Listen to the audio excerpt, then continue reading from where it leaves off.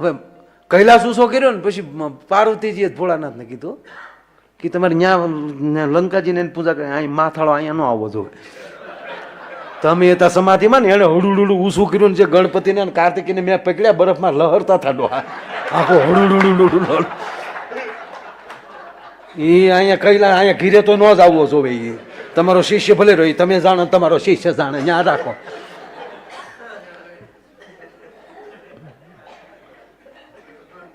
અને માતાજીએ જ કીધું કે વાયડ્યો થશો ને જો ઊભું ન હળગાવું તો પાર્વતી નહીં. પછી સીતાજીને પ્રેરણા દીધી, જો હવે તું લુખેશ એકલો બાપુ બાપુ જ કરશો, માને માનતો જ નથી. હવે કલ્પના કરો મહાદેવ પોતે આવીને રાવણ સામે સમક્ષ રજૂ થઈ જાય ને કે હવે રાવણ હવે પૂજા કરી લે, પછી મારે કામ છે. બ્રહ્મા પૂછીને લેખ લખતા હોય. એની આ લંકાની જાહો જલાલી બાબુ કેવી છે આજે લંકામાં બેઠા છીએ. બ્રહ્મા પૂછી વિધાતા પોતે પૂછીને લેખ લખે. બ્રહ્મા વિધાતા બ્રહ્મા. હવે આનું એને અભિમાન કે જગતનો બાપ મહાદેવ જો મને મારી આગળ હાજર થઈ જતા હોય, એનો એકલો તો હું શિષ્ય, અને બ્રહ્મા મને પૂછીને કામ કરતા હોય, અને હવે જો વિષ્ણુ મારા હાથમાં આવી જાય અને ત્રણેય લોકમાં મારો ડંકો વાગી જાય, પછી તો રાવણ ને બાપુ લવણ થઈ ગયું. જેવન કે વિષ્ણુ ને ભેળ્યા કે પણ ઉભો વિષ્ણુ ને ભેળ્યા દ્રષ્ટાંત છે. જે મળે ને લંકેશ કી જય વિષ્ણુ ને ભેળ્યા. એમાં કોકે કીધું કે બલી આરે હારા સંબંધ છે હમણાં. ઓ અપને વાલા કહા અપને વાલા. ત્યારે પાતાળ લોકનું રાજ આપેલું નારાયણે. બલીને દ્વારે રાવણ આવ્યો છે, ત્રાડવા મળ્યો છે. એ બલી બહાર આવ, બલી એ બલુ. રાવણ તો એને જ રાવણ કહેવાય ને, વિવેક વગેરે ભક્તિ ન હોય ત્યાં સુધી વિવેક ન હોય.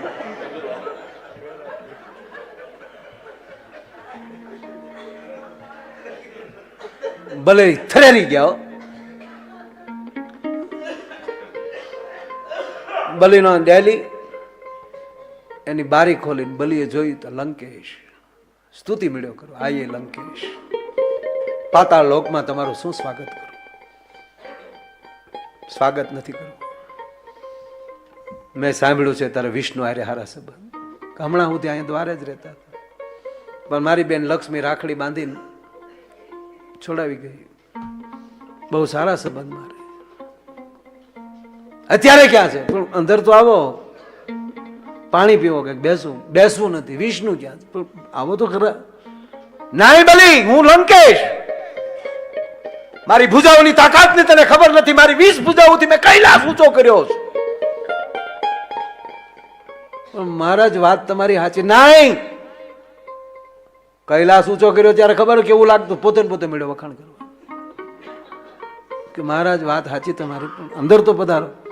નાઈ ભલે એક વાર મને વિષ્ણુનું સરનામું આપી દે અને સોયતરા નો કાઢી નાખું તો રાવણ નહીં. કે પણ અંદર તો આવે. હવે છે જ ક્રોધિત થયો ભલે. એ રાવણ, મહારાજ બલી સામે વાત તું કરે છો એનું તને ભાન હોવું જોઈએ. તું તો લંકુડીનો ખાલી ધણી છું, પૃથ્વીનો માલિક હતો, આ ધરતીનો માલિક હતો. તું કોની સામે વાત કરે તું? મહારાજ બલી સામે તું વાત કરે ને ક્યાર નો કહો છો વિષ્ણુ ક્યાં છે? તારે એને કાંઈ વાંધો નથી. મારે 3 પેઢીનું વેરાલ્યું આવતું હતું. મારા મોટા દાદાનો મારનારી છે, હરણાકશિપુને મારનારી છે. હું ગોતતો હતો તારી ઘોડે, પણ 3.5 ડગલામાં પૃથ્વી માપી લીધી, પામી ગયો. કે મારો દાદો પ્રહલાદ કહેતો છે ખોટું નહીં હોય. અને એ રાવણ 1.5 ડગલું પૃથ્વી ઘટી મારું મસ્તક આપ્યું મેં. અને જેવો મારા મસ્તક ઉપર એને પગ મૂક્યો અને જે તપથી નહોતું મળ્યું, જે મારી ભક્તિથી મારી તાકાતથી નહોતું મળ્યું, એની મને સ્મૃતિ થઈ. અને મારી જીભથી તેથી તળિયા ચાલતો થયો. હે નારાયણ, અમે તો અસુરના દીકરા છીએ, અમારા વાળે તને કાંટા ઘોડે લાગ્યા હોય તો નારાયણ મને માફ કરજે. હું જીભથી ત્યારથી બેહી ગયો છું અહીંયા. અને છતાં અભિમાન હોય તો અંદર આવી પેલા ડેલીની બારીમાં લઈ આમ રાવણ ત્રાહો થઈને. હવે આપ બધા સમજતા હશો 10 માથા ડેલીમાં ભટકાય એટલે ત્રાહ. અને ઝાઝા માથા થઈ ગયા પછી ત્રાહા હાલે એને જ રાવણ કહેવાય. અંદર આવ્યો એના દાદા વખતના, હિરણ્યકશિપુ વખતના દાદા બાપુ પટારા પડેલા. એમાં બલીને કીધું રાવણને કે આમાં એક પટારો ખોલ. અને પટારો ખોલ્યો. શું છે એમાં? એક ચક્ર પડ્યું છે ગોળ. બારું કાઢ બારું. કૈલાસ ઊંચો કર્યો ને તે હાથ નાખ્યો, ચક્ર હલ્યું નહીં. બીજો હાથ નાખ્યો, હાથની તાણ નહોતી જેને.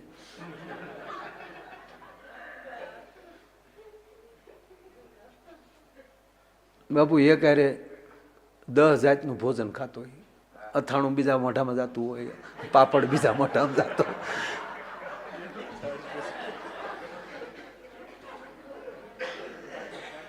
એવો લખણકૂટ કહેવાય ગયું. સેલે પટારાના દરવાજાનો આમ ઘા કર્યો, સ્વયં રાવણ અંદર ઉતર્યો, 20 ભુજાઓની તાકાત કરી. 20 ભુજાનો અર્થ એ પણ થઈ શકે કે શક્તિની પરાકાષ્ઠા. ભગવતીને 20 ભુજાળી કહેવામાં આવી છે. શક્તિને માપ ના આવી શકે એને પછી એના 20 ભુજા. પણ 20 ભુજાઓની તાકાત કરી. પરસેવો વળ્યો બાપુ, પણ ચક્ર ન હાલ્યું. ભોઠો બહુ પીડ્યો રાવણ. બલી હામું જો, બલી હામું જો તો આમ શુક્ર હામું જોવે. કાં રાવણ છે હું? સાંભળ રાવણ, કૈલાસ ઊંચો થયો હશે તે તારી ભક્તિથી થયો છે, તારી શક્તિથી નહીં. તારું ભજન હશે કે પણ આ શું છે કે ક્યારનો એમ કહેશો કે મેં કૈલાસ ઊંચો કર્યો, કૈલાસ ઊંચો કર્યો. એ કાંઈ નથી, મારા દાદા હિરણ્યકશિપુના કાનનું કુંડળ છે. બીજો પટારો ખોલ, બીજામાં પીડ્યું બીજું. તો એ રાવણ જેમનું કાનનું કુંડળ એવું હશે તો એના બાજુબંધ કેવા હશે? એના બાજુબંધ એવા હોય તો એના પગની મોજડીઓ કેવી હશે? એ રાવણ એના માથાનો મુંગટ કેવો હશે? છે પટારામ દેખાડું કે જો નથી. તો રાવણ સાંભળી લે એનું બખ્તર કેવું હશે. અને છોડ રાવણ એના હાથની ગદા કેવી છે? આ કુંડળનો પહેરનાર જો બીજા પટારામાં ગદા પડી છે, આ ગદાને ટચલી આંગળીએ રમાડનાર મારો દાદો હિરણ્યકશિપુ. રાવણ એટલું કહું કે તને જેટલું લાગે એટલું વિષ્ણુને ડાયરેક્ટ કહેવું હોય કહેજે, પણ એને ભક્તનું કોઈ દી નામ લેતો નહીં, નહીંતર રાહ જોવા ખોટી નહીં થાય. મારો દાદો હિરણ્યકશિપુ એટલો બધો બેકી ગયો હતો, એટલું જોર હતું એનામાં. અને મારા દાદા પ્રહલાદને વૈશાખ 14 ને જીવદે જેથી થંભ ધગાયો તેથી મારો દાદો પ્રહલાદ રોતો હતો, પિતાજી પાછા ફરી જાઓ. કે નહીં બથ ભાઈ, મારો દાદો રોતા રોતા કહેતો હતો, પિતાજી હવે હદ થાય છે. અને કહેવા દે રાવણ, વૈશાખ 14 ને દિવસે મારા દાદા પ્રહલાદે બંધ એમ કહેવાય કે થંભને બંધ ભરી થંભ ફાટ્યો, એની અંદરથી નારાયણ પ્રગટ્યો. આ કુંડળનો પહેરનાર, આ બાજુબંધનો ધારણ કરનાર, આ બખ્તરનો પહેરનાર, આ કેમ કે ગદાને ટચને આગળ રમાડનાર, એને ઓડિયા પકડ્યો, પોતાના ખોળામાં નાખ્યો અને પોતાના આંગળાથી ચીરી અને હાલતો થઈ ગયો. તો આ માયલું તારામાં કઈ બળ ખરું? તે લંકા ભેગો થાય. અને માનવ બનીને આવે ને ત્યારે સાળો કરવો હોય તો કરજે, પણ એટલું કહું કે એના ભક્તનો તો સાળો કરતો જ નહીં, નહીં તેનું આહુડું કોઈ દી નારાયણ જોઈ નથી શકતો. બાપુ એકવાર બહુ સારી વાત કરેલી પૂજી મોરારી બાપુએ કે અહીંયા દ્રૌપદીને શેલી મોઢામાં ગાંઠ રહી ગયેલી અને કૃષ્ણ દ્વારકામાં બાપુ અટારીએ જાય ન્યાલી પાછો આવે, અટારીએ જાય ન્યાલી. રૂક્ષ્મણી સત્યભામા પૂછે પ્રભુ શું? કે દ્રૌપદીની હાલત. તો જાવ ને, પણ મને રસ્તો ચડવો જોવે ને, હું ક્યાં કેડે પગું? કે રસ્તો, કે હા મને રસ્તો નથી જડતો, ક્યાં રસ્તે હું ડાયરેક્ટ પહોંચું એવો તો કેળો જોવે ને. અને દ્રૌપદીની આંખમાં આહુનું બાપુ જે લીટોથી હોઠે પગ્યો ને એ કૃષ્ણની માટે રનવે થઈ ગયો છો. ભલા માણા આહુડું હોઠે પગ્યું ને તાતો પગી ગયો. ભલા માણા વાત બહુ સાચી છે.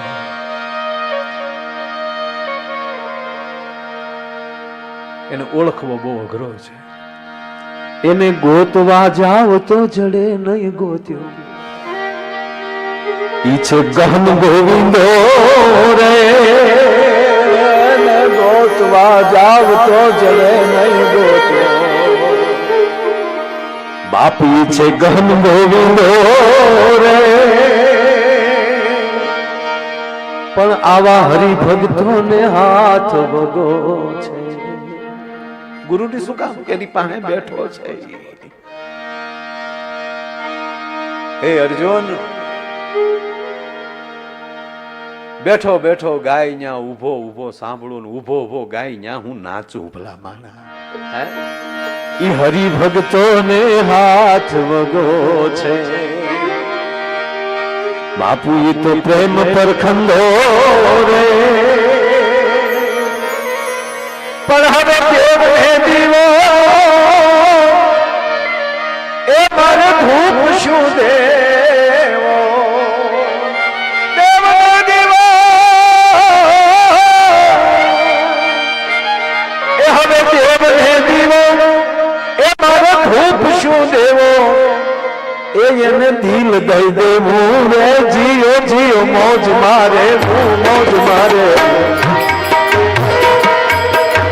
મોજ મારે રે વાલડા. મોજ મારે મોજ મારે મોજ મારે રે.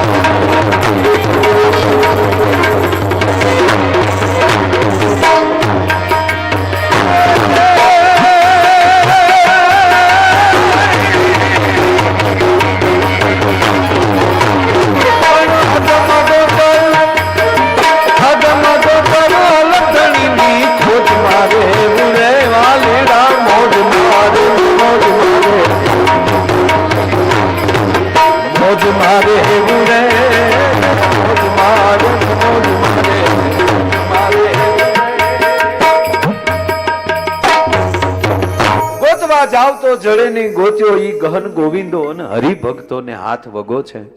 ઈ પ્રેમ પર ખંડો. અને વાત બહુ સાચી છે.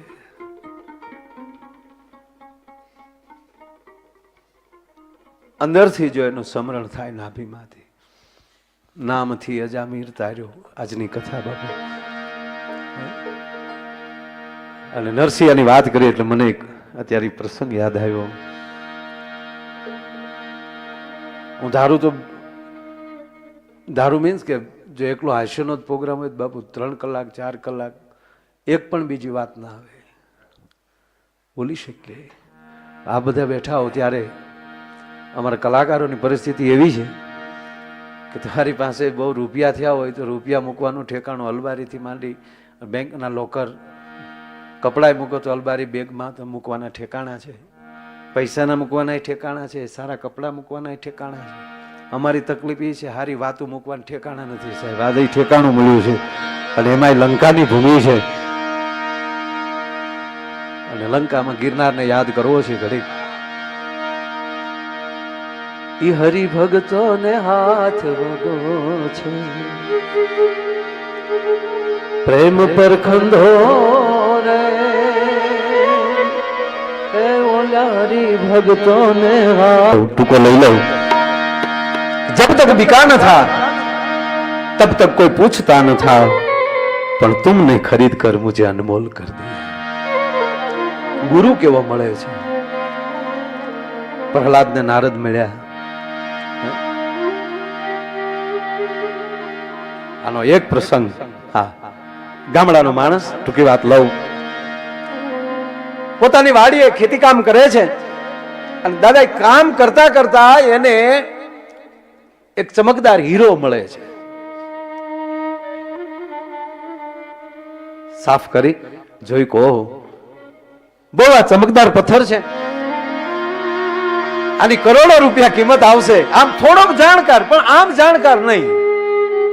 એને એવી ખબર કે આવું તબકેનું કાંઈક આવે, એટલી ખબર પડી જાય ને તોય ઘણું. એટલી ખબર પડી જાય ને કે આમાં કાંઈક આવે છે યાર. તમે આપણે ભલે ભાગવતમાં શ્લોક સમજાય ન સમજાય, અમે દુહાસન ગાતા હોય, અમે નથી સમજાણાયજી, પણ તમને અમને બે નથી મજા આવતી. દાદાએ કીધું ને અંધારામાં ગોળ ખાવ કે ઓલામાં મીઠો જ લાગે, એનો ગુણ. આપણે જો આમાં બેઠા છીએ, આમાં બધા સારા જ માણસો છીએ. આપણે અમે લગભગ બધા આમ જ કહી. હું કામ આવું બધે કહે એનું કારણ છે કે બધે એ જ માણસ આવવાનું છે ને, જેને હળ નથી ઉજવાની હોઈ જવાના. એટલે અહીંયા જે આવ્યા છે એ વાત ફાઇનલ જ છે.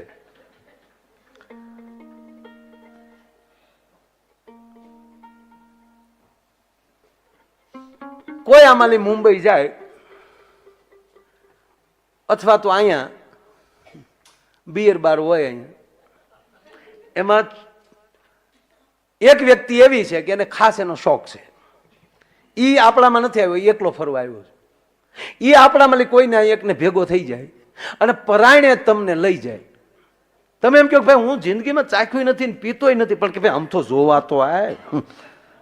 અમે મુંબઈ ગયા હતા, બાપુની ઓલી કિન્નર કથા હતી ને માનસ, તે અમે દિગુભાન તે હાવ હોવાડે સીડ્યા. મેં કીધું હાલો બિયર બારમાં જાય. એટલે ગયા. એટલે અમે 4 જણા આગળ, દિગુભાઈ તરત મૂછું હરખી કરી, અને 2-3 જણા અમારા કાઉન્ટર ઉપર ઠેઠ પડી ગયા. ઠાકુર સાહેબ આ રહે. તો ઓલો ક્યાં વાત કરતો, ઠાકુર સાહેબ આ ગયે. તા તો દિગુ બાપુ ઠાક ઠાક ને દિગુ બાપુ કે નાચ ગાના બંધ, એટલે બધું બંધ થઈ ગયું. સપના બધું ઓ બેઠિયા કો બોલાવો, એટલે દીકરીઓને નાચતી હતી. 500 રૂપિયા આપ્યા દિગુભાઈ, જાઓ બેટા નાચ ને કા નહીં બેટા, આજ બેસો. ઓલા બાપજી આપ ક્યાં લેંગે, કુછ નહીં પાણી લાવ. પાણી પી લીધું. મેં દિગુભાઈ કાનમાં કીધું કોઈ ઓળખે નહીં, પેલા હવે હબ નીકળી જવાય, ભારવા નીકળી જાય. અમે એન્ટ્રી પાડીને નીકળી જાય. બોલો જો ફાડ દે, બસ આમ એન્ટ્રી પાડીને નીકળી જાય. વાત એટલી હતી કે એ વ્યક્તિ તમને કોઈ અંદર લઈ જાય, તમે અહીંયા ગયા, ક્યાંય કાંઈ કોઈ વસ્તુ નથી બીજી, તમે લીધું નથી, પીધું નથી, પણ તમને એવું લાગ્યું મેં જોઈ લીધું, હવે તારે બેસું બેસ, હું નીકળી જાઉં. અને એ માણસ કાંઈ કર્યા વગર તમે ખોટું જ ગયા છો, ખાલી જ ગયા છો. અને જેવા બારમાલી બહાર નીકળવા જાઓ અને એમાં આપણું આ ટોળું નીકળે અને એ તમને એમાંથી બહાર નીકળતા જોઈ જાય કેવું લાગે? તો ખરાબ વસ્તુમાં ખોટું જવાથી આબરૂના કાકરા થતા હોય, તો આમાં ખોટું આવવાથી જો કલ્યાણ ન થાય તો તેને ભાગવત ન કહેવાય. હે ગામડાનો માણસ બાબુ, અને ગામડાનો માણસ ને હીરો જડે છે, ચમકદાર પથ્થર છે. હવારની બસમાં બેહી ગયો માણસ શહેરમાં આવે છે કે આને ઝવેરી બજારમાં લઈ જાઓ, આને વેચું, મને કરોડો રૂપિયા આવશે, હું પણ મોટો માણસ બની. માણસની આશા એવી બંધાણી ભાઈઓ, મધપોડાની લાળ ઘોડે લાળમાં લાગી અને અમીર થવાની. પણ હવે ઝવેરી બજારમાં બાપુ ઝવેરી બહુ ઓછા રહ્યા છે, વેપારી બહુ થઈ ગયા છે. આવ્યો ઝવેરી બજારમાં આવી વેપારીની પેઢી, શબ્દ વાપરું છું વેપારીની પેઢી ઉપર હીરો મૂક્યો, જોયો.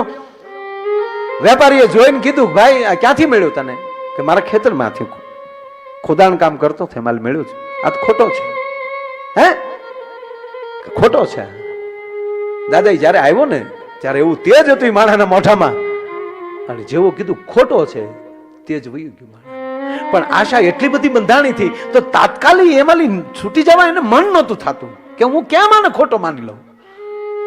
બીજા વેપારી એને ખોટો એમ કરતા કરતા કરતા કરતા ઝવેરી બજારની કોઈ હાટડી બાકી ન રહી હોય કે એને માણસ એમ કહેવાય કે હીરો ન દેખાડ્યો હોય, પણ બધેથી ખોટો જવાબ આવ્યો. ખોટો. હાય હાય, મેં શું કામ એક ચમકદાર પથ્થરને હીરો માની લીધો? મેં આવી આશા શું કામ મેં બાંધી? અને હાલ છેલ્લી એક બસ છે, નહીતર હાલીને જવું પડશે. પણ જા, આમ કહેવાય ઝવેરી બજારમાં બહાર નીકળવા ગયો, અને ઝવેરી બજારમાં બાપુ ઝવેરી ન હોય ને તેને ઝવેરી બજાર ન કહેવાય ઓલા માણસ.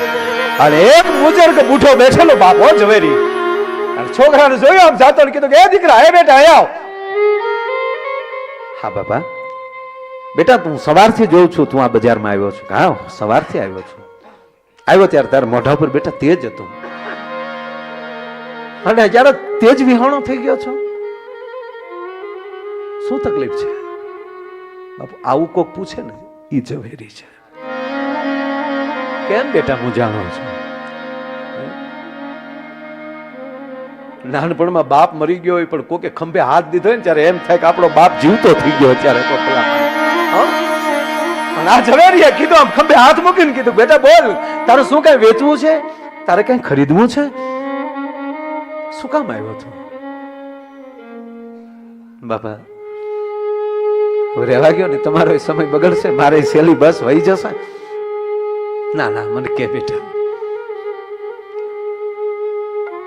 મને એક આ પથ્થરનો ટુકડો જેને હું હીરો સમજી બેઠો, મનની આકાંક્ષા જાગી થઈ કે હું મોટો માણસ બનીશ, પણ મને ક્યાં ખબર હતી કે આ ખોટો છે? બતાવતો મને.